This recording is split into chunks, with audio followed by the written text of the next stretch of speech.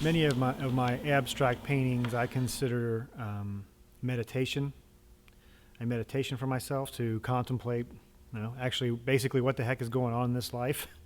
Um, I feel like there's many more abstract answers than black and white. I believe that the first way that a person can understand who they are is to look up at the stars and look down into nature.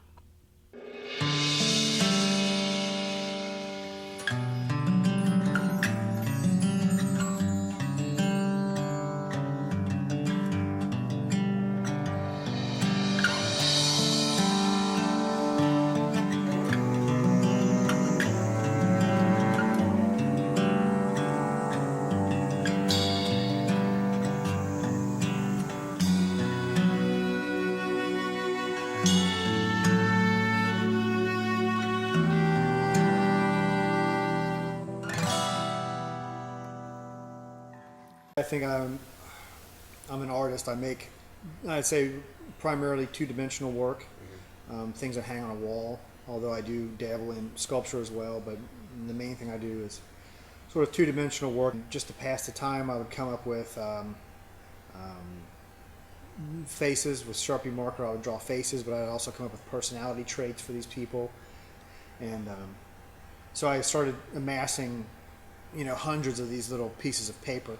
And so this whole, as I was drawing, I then got into some avant-garde films, one of which was probably the most influential on me. When I saw it, I was pretty blown away. I don't know, I feel like it changed my mind a little bit about, kind of turned something on creatively, which was Peter Greenaway's The Cook, the Thief, His Wife and Her Lover.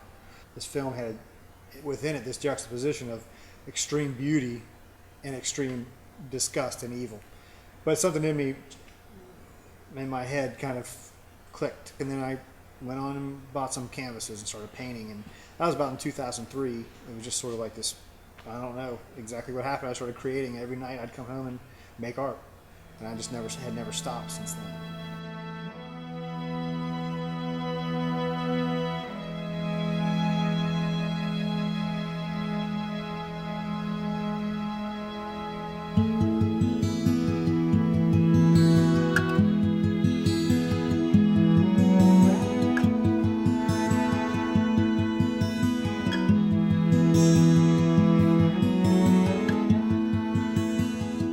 Conversation with myself, just trying to make a good thing from nothing. Best discussion I'd had all day. If everyone could just do one thing.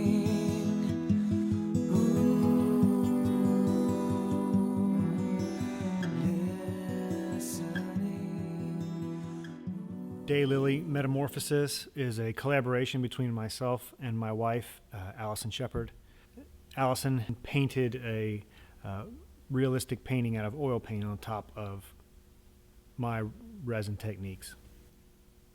Throughout my career, I've done several different series of work. One of my first ones was a moon series. It was called Point of View, each of which were stacked on a wall here at Bromwell's. And it was made to show you the size of the universe, the place in which we are in.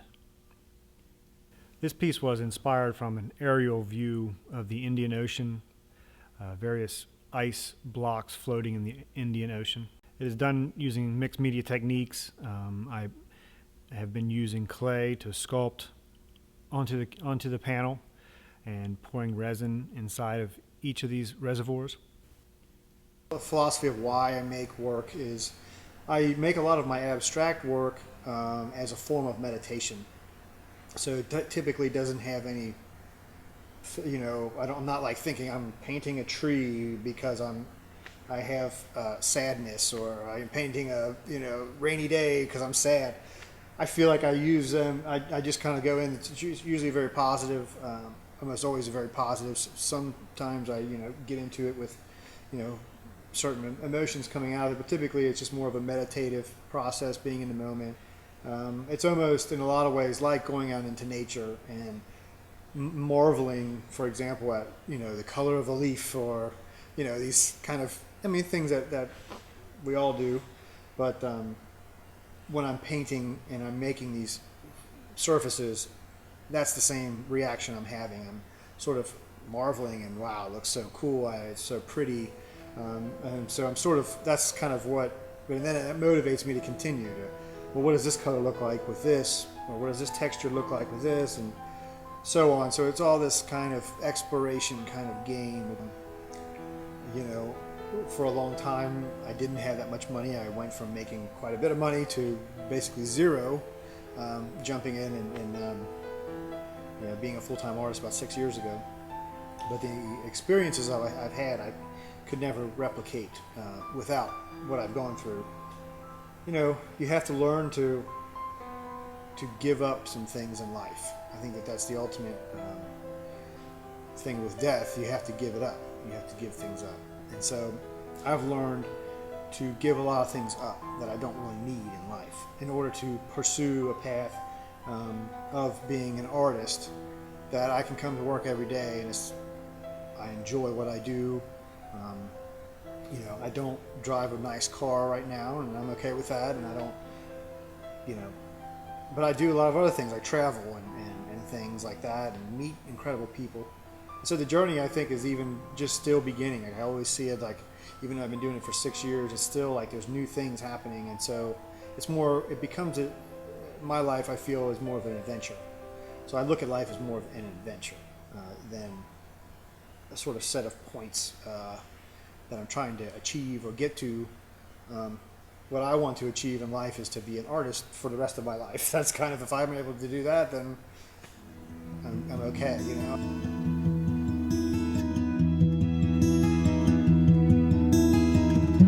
I don't need someone in my life